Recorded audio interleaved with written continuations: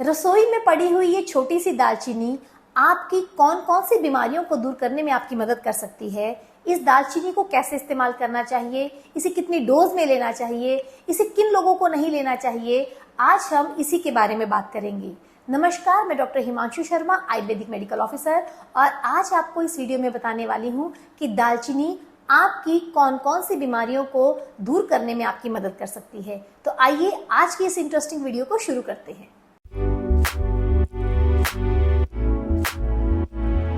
अगर आप हृदय रोगी हैं, यानी अगर आपको हार्ट से रिलेटेड कोई बीमारी है, आपका ब्लड प्रेशर बढ़ता है या आपका कोलेस्ट्रॉल हाई रहता है, तो आप खास तौर से दालचीनी का इस्तेमाल कर सकते हैं। दालचीनी ना सिर्फ आपके बैड कोलेस्ट्रॉल को कम करने में मदद करती है, लेकिन साथ साथ ये आपके गुड कोलेस्ट्रॉल को भी बढ़ाने में आपकी सहायता करती है। इस तरह ये दोनों ही काम एक साथ करती है, यानी गुड कोलेस्ट्रॉल को बढ़ाना और बैड कोलेस्ट्रॉल को कम करना।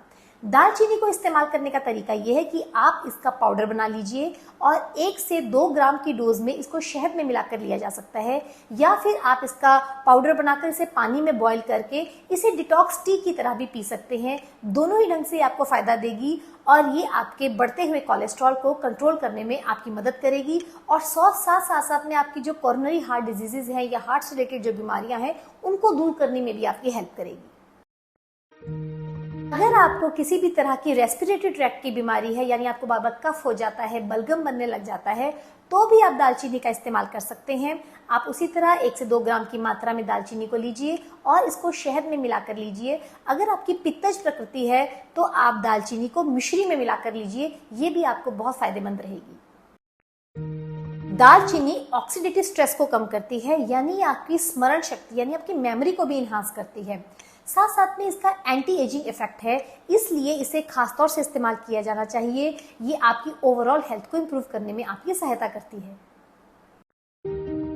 दालचीनी अग्निमांद्य को दूर करने में आपकी मदद करती है, यानी अगर आपको खाना खाने के बाद पेट में भारीपन हो जाता है, खट्टे डकार आते हैं, या फिर ब्लोटिंग होती है, या फिर गैसी हो जाता है, तो उन सभी कंडीशन को दूर करने के लिए दालचीनी आपकी मदद कर सकती है। दालचीनी को आप चूर्ण के रूप में पाउडर बनाकर 1 से 2 ग्राम की मात्रा में शहद के साथ मिलाकर ले सकते हैं, या फिर इसको सौंफ के साथ पानी में बॉईल करके इसको आप डिटॉक्स टी की तरह बनाकर भी ले सकते हैं। इन दोनों ढंग से ही ये आपके मेटाबॉलिज्म को इम्प्रूव करेगी और साथ साथ में आपकी डाइजेशन को भी अच्छा करेगी, जिससे जो आप खाना खा रहे हैं वो आपको समय पर और अच्छे ढंग से पचने लगेगा। दालचीनी में बहुत सारे एंटीऑक्सीडेंट्स हैं। ये आपकी एजिंग को रिड्यूस करने में मदद करती है, यानी ये एंटी एजिंग इफेक्ट करती है, एंटी रिंकल इफेक्ट करती है। साथ साथ में जो ऑक्सीडेटिव स्ट्रेस रहता है उसको रिड्यूस करने का ये काम करती है, यानी ये आपकी ओवरऑल हेल्थ को इम्प्रूव करने में आपकी मदद करती है। अगर आप शुगर के मरीज हैं, यानी आपको डायबिटीज टाइप 2 है, तो भी आप दालचीनी का इस्तेमाल कर सकते हैं। ये इंसुलिन सेंसिटिविटी को बढ़ाने का काम करती है, यानी ये आपकी शुगर के पचाने की सहायता में आपकी सहायता करती है और इस ढंग से ये आपकी ब्लड शुगर को रेगुलेट करने में आपकी मदद करती है। तो अगर आप डायबिटिक पेशेंट हैं तो आप रूटीन में दालचीनी का इस्तेमाल जरूर करें।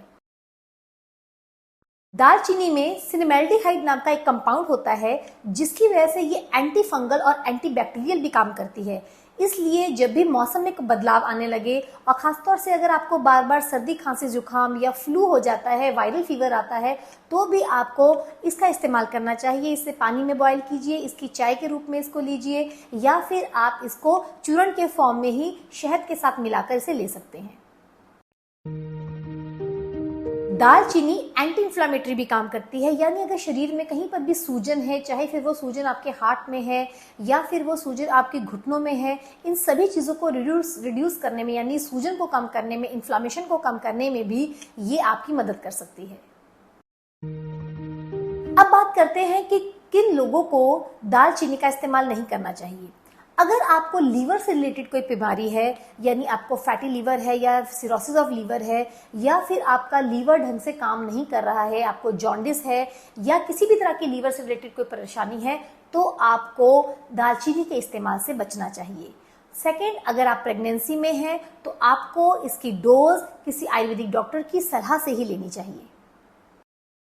अगर आपको इस वीडियो से जानकारी प्राप्त हुई है और आपको ये वीडियो अच्छी लगी है तो इस वीडियो को ज़रूर शेयर कीजिएगा अपने फ्रेंड्स एंड फैमिली में और इस पर कमेंट भी भेजिएगा और साथ साथ में आप इस चैनल को सब्सक्राइब करना भी ना भूलें। आयुर्वेद को अपनाइए, खुश रहिए, स्वस्थ रहिए।